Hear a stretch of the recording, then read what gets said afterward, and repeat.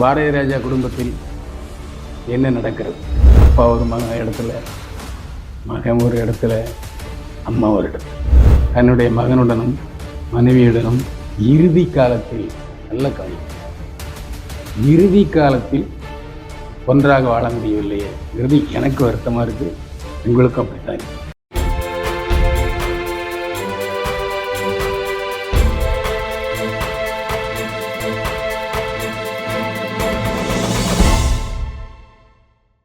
என்னை வாழ வைத்துக் கொண்டிருக்கும் யூடியூப் சேனல் நேயர்களுக்கு நன்றியும் வணக்கம். சக்தி சினி நியூஸ் சேனல் நேயர்களே, பாரதி ராஜா குடும்பத்தில் என்ன நடக்கிறது? அருமை சகோதரர் இயக்குனர் நடிகர் மனோஜ்குமார் அவருடைய மரணத்துக்கு நம்முடைய சக்தி சினி நியூஸ் சேனல் சார்பில் ஆழ்ந்த இரங்கல்.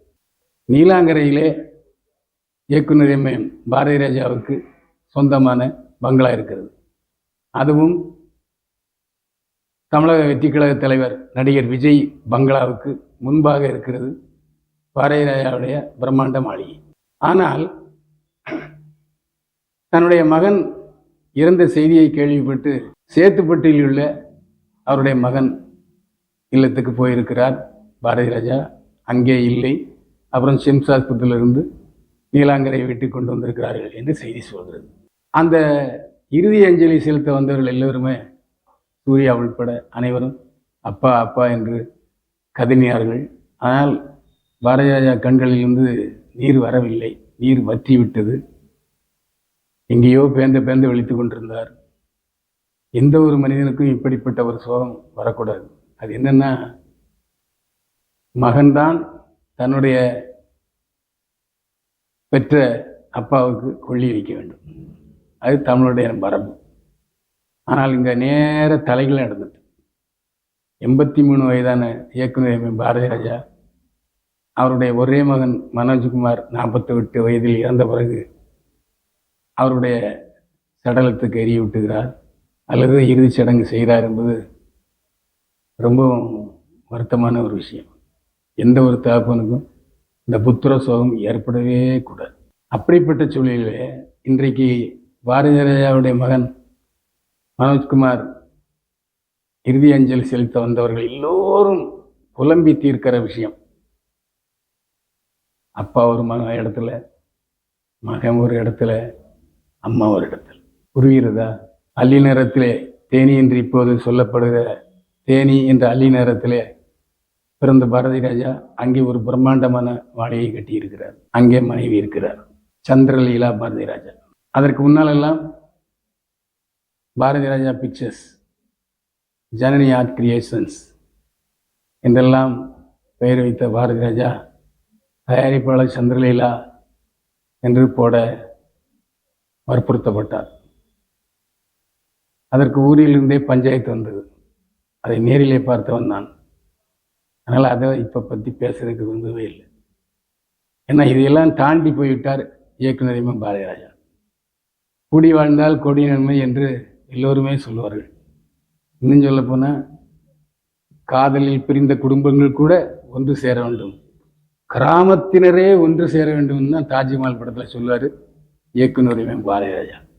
அப்பேற்பட்ட பாரதி ராஜா தன்னுடைய மகனுடனும் மனைவியுடனும் இறுதி காலத்தில், நல்ல கவனிக்கும், இறுதி காலத்தில் ஒன்றாக வாழ முடியவில்லையேங்கிறது எனக்கு வருத்தமாக இருக்குது, உங்களுக்கும் அப்படித்தான் இருக்கு. எத்தனை கோடி இருந்தேன்னு? 500 கோடி இருக்குமா? 1000 கோடி இருக்குமா சொத்து? தேனியிலே பங்களா, தேனியிலே நூற்றுக்கணக்கான ஏக்கர் நிலம். எனக்கு தெரியும், இந்தியன் வங்கி கோபாலகிருஷ்ணன், மறைந்த கோபாலகிருஷ்ணன் அவர்கள் பல லட்சம் மல்லிகைப்பூ தோட்டத்துக்காக கொடுத்தது எனக்கு தெரியும். ஆக மல்லிகைப்பூ தோட்டத்திலிருந்தும் வருமானம் வந்து கொண்டிருந்தது பாரதி ராஜாவுக்கு. அப்புறம் சென்னையில் நீலாங்கரையில் பங்களா, அண்ணா மேம்பாலத்துக்கு கீழே உள்ள அப்பார்ட்மெண்ட்டில் 3 அப்பார்ட்மெண்ட்டு குடியிருப்பு. அப்புறம் சேத்துப்பட்டில் பங்களா. இன்னும் நமக்கு தெரியாத எத்தனை பத்திரங்கள் அவர் வீட்டில் தூங்கி கொண்டு இருக்கின்றன நமக்கு தெரியாது. அவ்வளவு இருந்தும் ஒரு படம் 1000 இருந்தும் கோடியிலிருந்தும் நிம்மதி இல்லையே என்ன சொல்லுவார் சிவாஜி கணேசன் பாட்டில். எத்தனை கோடி சொத்து இருந்தாலும் சரி, பணம் இருந்தாலும் சரி, நிம்மதி இல்லைன்னா மனுஷன் வாழ்ந்து என்ன பிரயோஜனம்? நாளைக்கு இப்போ சாப்பிடுவதற்கு உணவில்லை என்றால் கூட இன்றைக்கு நிம்மதியாக சாப்பிடுகிறவன் தான் மனுஷன். நிம்மதி இல்லாமல் ஒரு சில ஜென்மங்கள் வாழ்ந்து விழுவதை பார்க்கும்போது மனசு ரொம்ப கஷ்டமாக இருக்கு. காதலித்து திருமணம் செய்து கொண்டவர் மனோஜ்குமார். சாதுரியன் என்ற படத்திலே நந்தனா என்ற நடிகையுடன் ஜோடியாக நடித்தார் மனோஜ்குமார். காதலித்து திருமணம் செய்து கொண்டவர் 2 பெண்கள். அதில் ஒரு பெண் குழந்தை டைரக்டர் ஆக வேண்டும் என்று சொல்லுகிறது. தாத்தா டைரக்டர், மகன் டைரக்டர், இப்போ பேத்தி டைரக்டர். அந்த பெண் விரைவில் வெற்றி இயக்குநராக வர சக்தி சினி நியூஸ் சேனல் வாழ்த்துகிறது. நம்முடைய என்று சொன்னால் அங்கே இறுதி அஞ்சலி செலுத்த வந்தவர்கள் அத்தனை பேரும் பொறுவிக் கொண்டு என்னன்னா, 83 வயசு அப்பாக்காரரு இன்னும் திடகாத்திரமாக இருக்கிறார். பையன் 42 வயசுல ஓப்பன் ஹார்ட் சர்ஜரி செஞ்சுட்டு இறந்து போயிட்டாங்கும்போது சொல்ல முடியாத வருத்தம். அது சந்தேகமே இல்லை. இன்றைக்கு 2 பசங்க, பொம்பளை பசங்க, அவங்களுக்கு கல்யாணம் பண்ணி கொடுத்திருந்தாலாச்சும் இந்த பிரச்சனை இல்லை. ஆக அந்த அவருடைய மனைவி நர்மதா, அவருடைய நிலைமையை நினைச்சு பாருங்க. 2 பெண் குழந்தை, என்னதான் எவ்வளவு கோடிக்கணக்கான சொத்து இருக்கட்டும், அப்பா இல்லை, கணவன் இல்லை, 3 பெண்கள். கொஞ்சம் அந்த நிலைமை யோசிச்சு பாருங்க. இதை விட அதிகமாக நம்மளால பேச முடியல. ஏன்னா அவ்வளவு திறமைசாலி, அவ்வளவு சொன்ன மாதிரி இயக்குநர். அவ்வளவு இன்றைக்கு பாலச்சந்தர், ரஜினிகாந்த், கமலஹாசனை மட்டும்தான் உருவாக்குனார். ஆனால் மீதி நடிகர்கள் அத்தனை பேரையும் உருவாக்கியவர் பாரதி ராஜா. அதில் ஒருத்தர் பார்த்தீங்கன்னா தமிழ்நாட்டில் சட்டசபை உறுப்பினராக இருந்தார். அங்கே டெல்லியில் மந்திரியாக இருந்தார் நெப்போலியன். ஒரு அமைச்சரின் உதவியாளராக இருந்த ஒரு நெப்போலியனை அமைச்சராகவே ஆக்கிவிட்டார் தன்னுடைய படத்தின் மூலம் பாரதி ராஜா. அந்த அளவுக்கு எல்லோருமே மிகச்சிறந்த நடிகைகள், அதில் எந்த சந்தேகமே இல்லை. அப்பேற்பட்ட பாரதி ராஜா மன உளைச்சல் எவ்வளோ இருக்கும் யோசிச்சு பாருங்க. என்ன பணம் இருந்து, என்ன புகழ்ந்து, என்ன பிரயோஜனம்? நிம்மதி இல்லையே. எல்லாரும் அப்பா அப்பா பாரதி ராஜான்னு சொல்றாங்க. அவருக்கு இந்த மிகப்பெரிய சோகத்திலிருந்து மீட்டு மனோஜ்குமாரின் ஆன்மா சாந்தி அடைய சக்தி சி நியூஸ் சேனல் இறைவனை பிரார்த்திக்கிறது.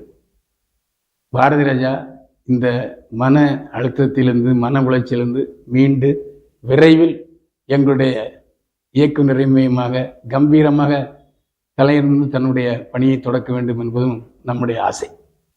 நம்முடைய ஆதங்கம் என்னன்னா, இப்போ டாக்டர்லாம் நமக்கு தெரியாது. பொதுவாக நம்ம போகிறோம், அவங்க சொல்றது கேட்டுக்கலாம். ஆனால் அதே டாக்டர் நம்முடைய உறவினராக இருந்தால் ஃபஸ்ட்டு ஆலோசனை அவங்கள்ட்ட தான் கேட்போம் என்னன்ட்டு. அப்படிப்பட்ட சூழ்நிலையிலே இன்றைக்கு வெளிநாட்டிலே இருக்கிற மனோஜ்குமாரின் சகோதரி ஜனனியுடைய வீட்டுக்காரரு டாக்டர்.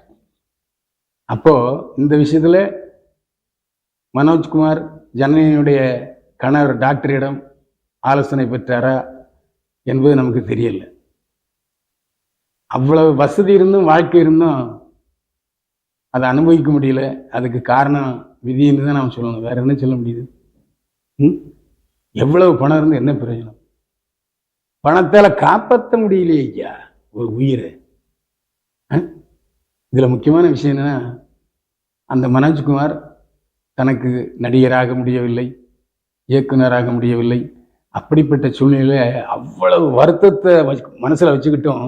எங்கேயாவது பார்த்தோன்னா, என்னண்ணே எல்லாரிங்களா, புன்னகை மண்ணு சிரிச்சுக்கிட்டே இருப்பார். நான் மனோபாலா எழுதி இயக்கிய 3 படங்களையும் நடித்திருக்கிறேன். மனோபாலா எழுதி இயக்கிய படங்கள் ஷூட்டிங்க்கு ரொம்ப அடிக்கடி வருவார் மனோஜ்குமார். வடா நல்லா இருக்கியா அப்படின்னு கேட்பார். இன்னும் அவருடைய அந்த புன்சிரிப்பு முகம் நினைவிலேயே நிழலாடுகிறது. அது மட்டும் இல்லை, இன்னொரு முக்கியமான விஷயம் என்னன்னா, அவர் மார்கழி திங்கள் என்ற படத்தை இயக்கினார். அந்த படத்தினுடைய ப்ரெஸ் மீட்டில் நான் கலந்துக்கிட்டேன். அப்போ அவருடைய பேச்சு இன்னும் என்னுடைய நினைவில் பசுமரத்தாணி போல் இருக்குது.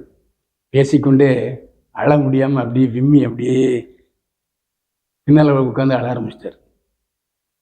அப்பா பாரதி ராஜாவும் அங்கே இருந்தார். நான் டைரக்டர் ஆவேன்னு நினச்சேன். எங்கள் அப்பாட்ட சொன்னேன், வேண்டாம் வேண்டாம் நீ நடின்னு சொல்லி என்னை தாஜ்மஹால் படத்தில் நடிக்க வச்சார். அதுக்கப்புறம் நான் டைரக்டர் ஆகணும்னு நினச்சேன். இல்லைப்பா நீ நடிகராக நான் நினச்சேன், அது இல்லாமல் போயிடுச்சு. இப்போ டைரக்டராக நானே உன்னை டைரக்டர் ஆகினேன்னா அதில் ஒன்றுட ஒன்று ஆகிட்டுனா எனக்கு கஷ்டமாக போயிருப்பான்னு சொல்லி எங்கள் அப்பா மறுத்துட்டார். நான் சுசீந்திரன் என்னை வந்து இயக்குனராக்கி அழகு பார்த்தார். அந்த கட்டத்தில் அவருடைய மனசு எப்படி இருக்குங்கிறத நம்ம மனக்கண் முன்னாலேயே நம்ம கண்டுகொள்ள வேண்டிய சூழ்நிலை இருந்துச்சு. மனோஜ்குமார் ஆத்மா சாந்தி அடையட்டும்.